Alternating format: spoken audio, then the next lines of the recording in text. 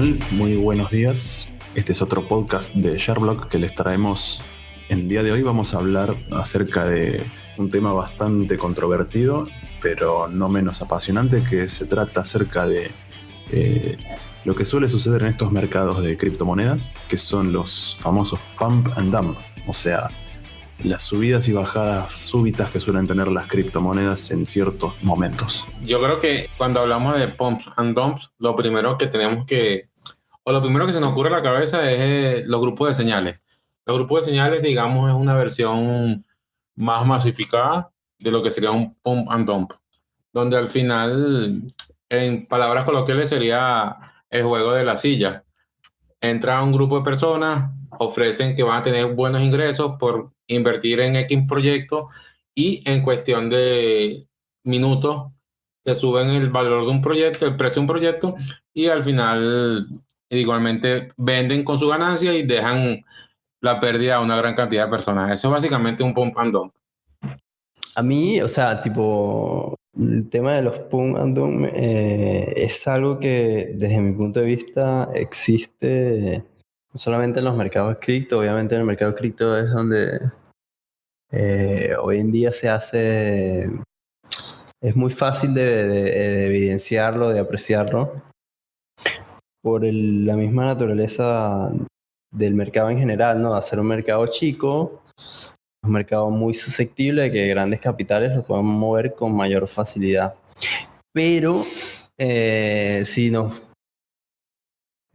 miramos un poco al pasado, es una actividad que incluso es comentada en los libros de análisis técnico, los libros clásicos de análisis técnico del mundo del trading.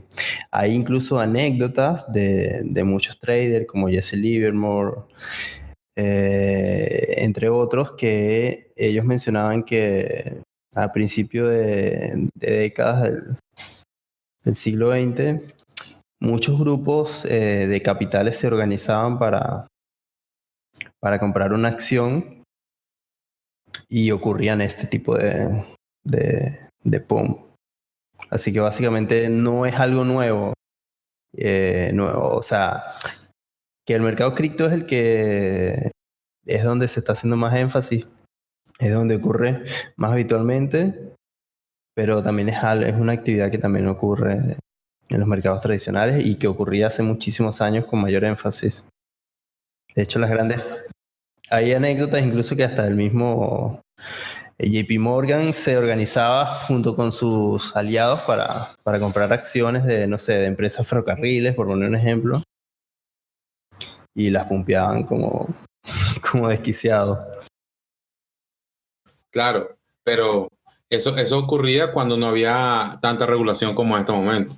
En este momento, por lo menos el FBI y muchas instituciones se encargan de revisar eso. Es súper delicado y por eso que... Claro, no, pero vuelvo y te repito, estamos hablando de cuando comenzó todo, cuando comenzaron los mercados por allá por 1905, 1910, una cosa así por el estilo. Están las anécdotas en los libros, por eso hago referencia a eso, porque es una actividad que evidentemente, de mi punto de vista, a pesar de que hoy en día existen controles, existen regulaciones, para mí hoy en día también siguen ocurriendo ese tipo Sí, claro. de movimiento, de jugadas. Es que lo que sucede es que en el mercado de criptomonedas, como es un universo relativamente nuevo y carente de controles, carente de regulaciones, entonces es justamente un terreno fértil para que estas prácticas suelan suceder. Entonces, es como decía David, es un juego de la silla. Acá el primero que pone las órdenes de compra es el que va a ganar, porque sabe que su venta está asegurada a un precio mucho mayor. Ahora, yo les hago una pregunta. La gente quiere estar en cripto en la mayoría de las ocasiones, básicamente por la libertad que hay, ¿no? Donde no tenemos un mundo donde no hay regulaciones, un mundo que es descentralizado. ¿No estaríamos nosotros como contradiciendo, ¿no? Diciendo, bueno, pero es que no hay regulaciones, pero entonces, ¿a qué carrizo queremos entonces? Si queremos cripto porque queremos ser libres, porque no queremos ningún tipo de de entes tradicionales, gubernamentales que nos impongan qué hacer, cómo actuar. O sea, estamos como que de alguna forma queriendo traer eso a cripto, es como que medio contradictorio. No, bueno, de mi punto de vista, lo ideal sería educar a todos los, digamos, seguidores de la criptomoneda para que se den cuenta cuando eso ocurre. Porque al final, como tú dices, no tendría sentido trabajar con cripto y esperar una regulación de un gobierno que decida qué quieres o qué puedes comprar o vender. Pero es importante recordar que muchos todavía siguen viendo la cripto como una forma de especular, de generar ingresos. Entonces se dejan llevar por esos grupos y al final muchas veces terminan odiando y pensando que las criptos son una estafa, que siempre pierden dinero, porque obviamente son víctimas de estos grupos y obviamente asumen las pérdidas que al final son ganancias para un pequeño grupo de personas. Sí, totalmente. Creo que mi recomendación y la recomendación de los chicos en general acá es que para invertir simplemente hay que conocer los proyectos y solamente invertir en cosas que realmente tengan trayectoria, que tengan que sean buenos proyectos. Pero continuando con el tema, yo particularmente he estado en algunos proyectos que para mí son proyectos que tienen buen desarrollo, pero también han sido víctimas de estos pumpazos, o sea, porque no es normal que un proyecto, que a pesar de que sea bueno y todo lo demás, en un día te suba 50, 40%. ¿Ustedes han tenido algunos dentro de su portafolio monedas que le han pumpeado? Sumo que sí, ¿no? Claro, lo que pasa es que ahí depende también, hay que evaluar bien el market cap del proyecto, porque de repente un proyecto que no tiene un gran market cap, obviamente es más fácil que haga un 2X en cuestión de horas.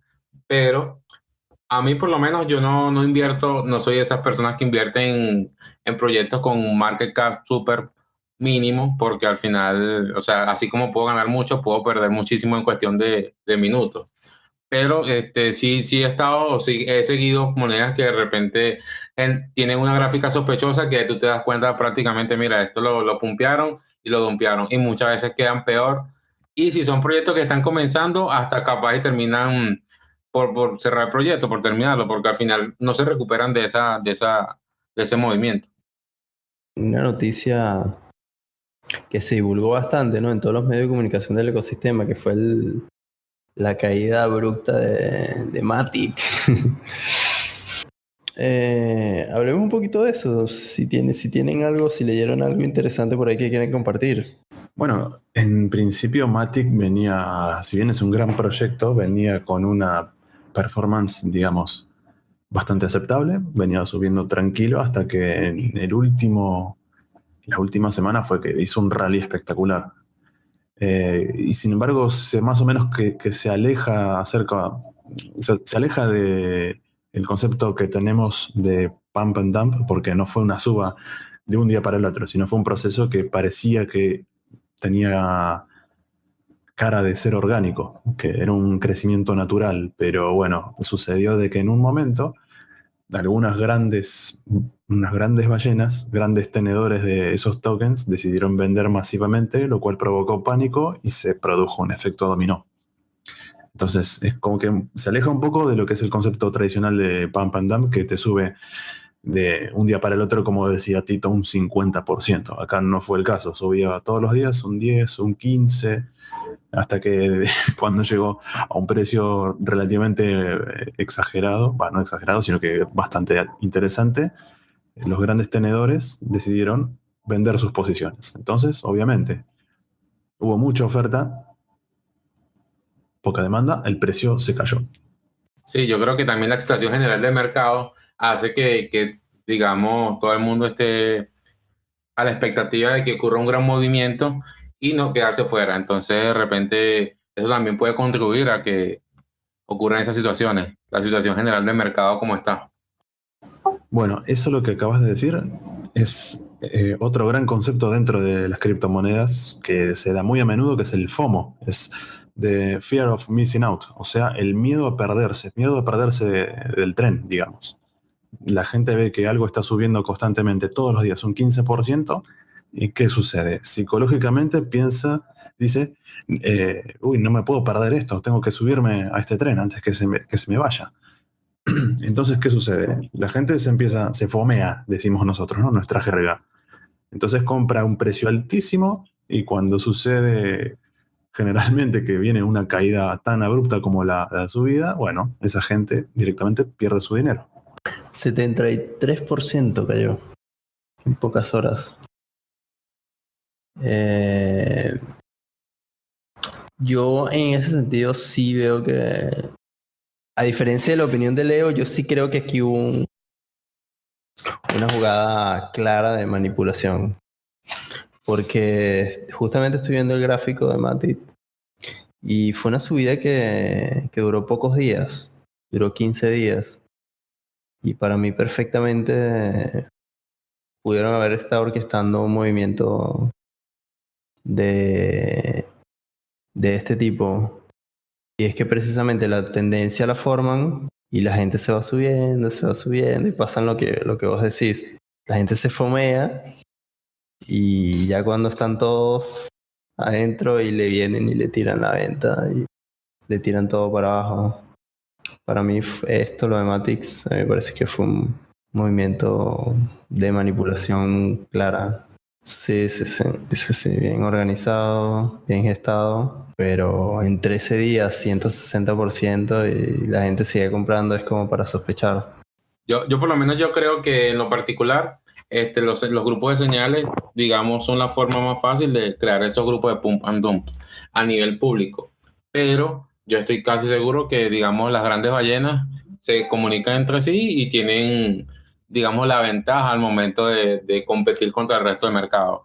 Entonces, obviamente hay necesidad de mucho, digamos, generar un mayor retorno, un mayor profit, pero al final caemos en las garras de eso al intentar seguir esas tendencias que obviamente son planificadas por grupos que ya manejan un gran capital, por lo que les es más fácil para ellos hacerla.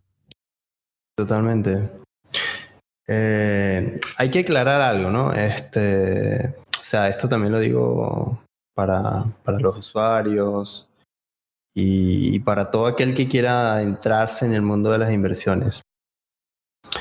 En toda especie de activos, bien sean criptos, bien sea acciones, etc., existen contextos de manipulación, ¿sí?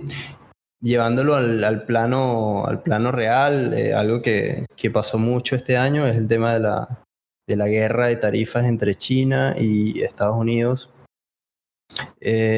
Particularmente vimos como el SP500, que es el índice de las acciones más que tienen mayor capitalización en Estados Unidos, vimos como este año, a pesar de que mucha gente, muchos analistas pronosticaban que este iba a ser un año, producto de las guerras comerciales, iba a ser un año difícil para la economía americana. Pasó todo lo contrario, pasó que la economía americana alcanzó máximos históricos y como el mismo Donald Trump, cada vez que manda un tweet, mueve el mercado de acciones, mueve el mercado en general. Entonces el contexto de manipulación es algo que ocurre en todos los mercados. En cripto, obviamente pasa bastante. Por las razones que comentábamos, bueno, es un mercado chico, un mercado con poca capitalización y es muy frágil o muy fácil de manipular. Ahora bien, creo que la recomendación o el consejo en general es que traten de no meterse en estos grupos de Telegram de pump and dump, porque desde mi punto de vista creo que no hace falta. Creo que los inversores o el inversor o el carácter del inversor se forma con otra metodología, o sea, escogiendo bien dónde poner su dinero, estudiando bien los proyectos, conociendo bien sus características o aspectos fundamentales y teniendo algo que es muy clave en esto, que es la paciencia también. Por eso acá viene el gran mantra del buen inversor que nunca pierde, es el que nunca vende cuando el precio está bien abajo. Si no vendes, no perdés. Es así de sencillo. Y gana el que mejor, el que estómago más fuerte tiene. Si te bancas las bajadas y tenés paciencia, bueno, tenés grandes chances de poder ganar. Sí, totalmente. Hay anécdotas de cuando el precio de Bitcoin estaba en 3.000, 4.000. Y la gente que obviamente se aguantó ese precio, después de este año, tipo en el rally, vio como el precio de Bitcoin nuevamente se recuperó. Cuando en ese momento, cuando el precio estaba en 3.000, todos estaban que nos íbamos a 2.500. Recuerdo yo, 1.500 era los targets, 1.500, 2.900, 2.000. Y no pasó nada de eso, lo que mucha gente esperaba. Así que en ese sentido yo diría que hay que comprar. Si crees en un proyecto, aprovecha cuando esté barato y compra. Como decía el mismo Warren, compra cuando todo el mundo tiene miedo y vende cuando todo el mundo está en la euforia. Bueno, es famoso el caso de... Hay un tuit que anda dando vueltas por ahí, que era un inversor de los primeros que entró en Bitcoin que no se aguantaba el precio que estuviera por debajo de $1 el Bitcoin. Hablamos algo del año 2010 más o menos. Y decía en el tuit de que estaba cansado de esperar, de que ya no tenía fe de que llegara otra vez a $1 y vendió sus Bitcoin, que tenía varios miles en ese momento, en 30 centavos de dólar. Y al día de hoy muchos lo citan diciendo, acá tenés un ejemplo de alguien que no tuvo paciencia y que, bueno, estaría nadando en oro, seguramente, pero bueno, no sucedió. Sí, la paciencia es clave en el mundo de las inversiones. Es que hoy mismo, mirá, si vos tenés la capacidad suficiente de soportar las bajadas y comprás y esperás, no sé, 5 años, ponele. En 5 años no va a estar $7.000. Quizás llegue algún día a tocar 3.000 de vuelta, pero va a subir otra vez y va a superar los $7.000. Pero tenés que olvidarte de mirar charts, de mirar noticias, olvídate de eso. Yo creo que ahí, o sea, es básico evaluar todo proyecto antes de invertir y generar una estrategia. Por ejemplo, muchos aplican una compra escalonada para distribuir el mejor precio posible. Esa es la única, porque a veces no sabemos hasta cuándo un proyecto o una moneda está a un precio bajo, no lo sabemos. Podemos estar en el fondo o todavía falta para llegar al fondo. Y comprando escalonadamente digamos, te beneficia de una bajada más adelante. Sí, sí, totalmente. Es creo que la forma más idónea de invertir a largo plazo. Comprar escalonadamente, como decís. Bueno, chicos, si no tienen más comentarios, anécdotas, recomendaciones, podríamos ir cerrando el tema. Sí, yo creo que para cerrar, bueno, lo que tiene que quedar claro es que eso existe y que lo ideal es que nosotros seamos suficientemente educados para saber cuándo es un pump and dump y no caer en esa situación que al final no digo que no puedas salir beneficiado porque sí, tranquilamente puedes tener un beneficio, pero la regla a nivel general es que la mayoría de los que participan salga perjudicados. Puede ser de los primeros que te sales a tiempo y llegas a tener un profit, pero hay una gran mayoría que se va a quedar sin ganancias y con mucha pérdida. Sí, totalmente. Y otra cosa, esto es un consejo que dan muchos inversores. Dicen que las grandes ganancias están en los swing trade. ¿A qué me refiero con los swing trade? A los trades que suelen tardar semanas, meses. Muchas veces uno como inversor novato, cuando empieza en esto, que se quiere meter en este tipo de grupos, exponiendo o la mayoría de lo que se ven cegados es por el tema de ganar algo. Y mi consejo particular sería no centrarse en las ganancias a corto plazo, porque si las comparas con agarrar una gran tendencia que dura un mes, 2 meses, te das cuenta que vale la pena agarrar una gran tendencia y no poner tu foco en una ganancia pasajera de unas horas, porque eso es lo que dura muchas veces un pump and dump.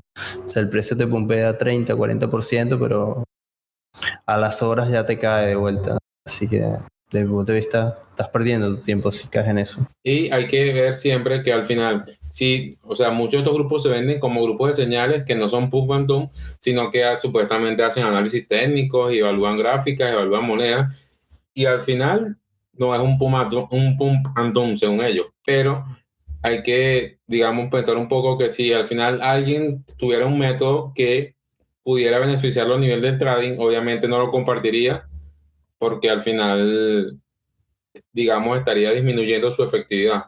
Lo ideal siempre sería como que manejarlo personalmente, cada quien su inversión y no caer en este me dijo, el otro me dijo, grupos así que al final, en vez de beneficiarnos, lo que terminan es perjudicándonos.